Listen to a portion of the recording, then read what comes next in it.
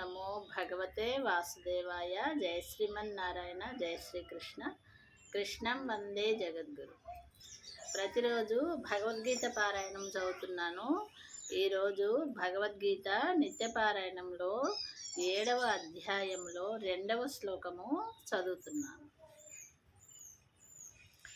జ్ఞానం తేహం సవిజ్ఞానం ఇదం వక్ష్యమ్యశేషతః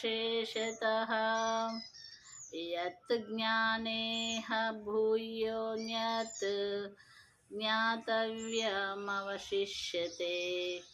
ఈ శ్లోకం యొక్క భావం ఏంటంటే, నేను నీకు విజ్ఞాన సహితముగా తత్వజ్ఞానమును సంపూర్ణముగా తెలిపెదను.